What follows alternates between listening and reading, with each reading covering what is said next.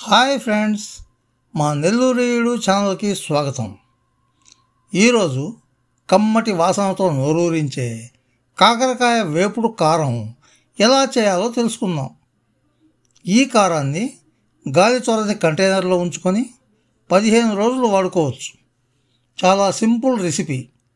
అందరూ నచ్చే మెచ్చే ఈ కాకరకాయ వేపుడు కారాన్ని ఎలా చేయాలో ఇక వెంటనే తెలుసుకుందాం.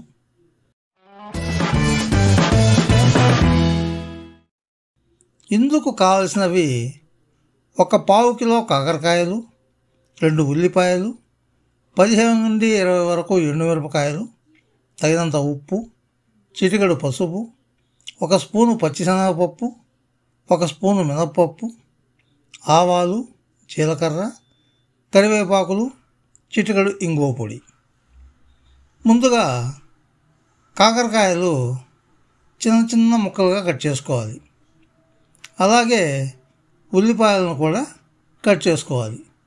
తర్వాత కాకరకాయ ముక్కలు, ఉల్లిపాయ ముక్కలు, ఎండుమిరపకాయలను మిక్సీ జార్లో వేసి తగినంత ఉప్పు జోడించి 1 చిటికెడు పసుపు కూడా వేసి వాటన్నిటిని మెత్తగా అయ్యేలా మిక్సీ పట్టుకోవాలి.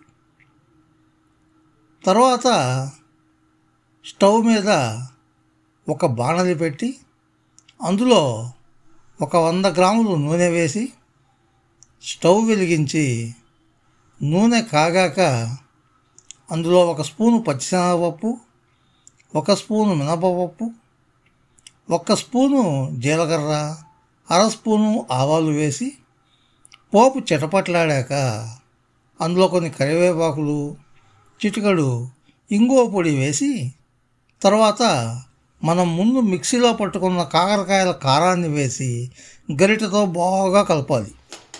అలా ఆ కారం అంతా పొడి పొడిగా అయ్యేంత వరకు మధ్యలో అడుగంటకుండా వేపుతూనే ఉండాలి.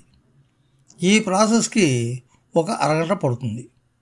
బాగా పొడి పొడిగా అయ్యాక స్టవ్ ఆర్పేసి అలాగే కారాన్ని చల్లారనిచ్చి సర్వింగ్ బౌల్లోకి తీసుకోవాలి. ఈ కాకరకాయ వేపుడు కారం ఘుమఘుమలాడుతూ వేడివేడి అన్నంలోకి సూపర్గా ఉంటుంది. ఈ కారాన్ని ఒక గాలి చొరని కంటైనర్లో ఉంచుకొని 15 రోజుల వరకు నిల్వ ఉంచుకోవచ్చు. ఫ్రెండ్స్, మరి మీరు కూడా ఈ రెసిపీని ట్రై చేసి టేస్ట్ ఎలా ఉందో కామెంట్ చేస్తారు కదా. Bye bye. ఫ్రెండ్స్, ఈ వీడియో మీకు నచ్చితే లైక్ చేయండి, మీ మిత్రులకు కూడా షేర్ చేయండి. మా ఛానల్ కి మొదటిసారి వచ్చినట్లయితే సబ్స్క్రైబ్ చేసి పక్కనున్న బెల్ ఐకాన్ని యాక్టివేట్ చేయండి. మా ఛానల్లో అప్లోడ్ చేసే ప్రతి వీడియో మీకు నోటిఫికేషన్ రూపంలో వస్తుంది. Thank you friends. Thank you very much for watching this video. Bye bye.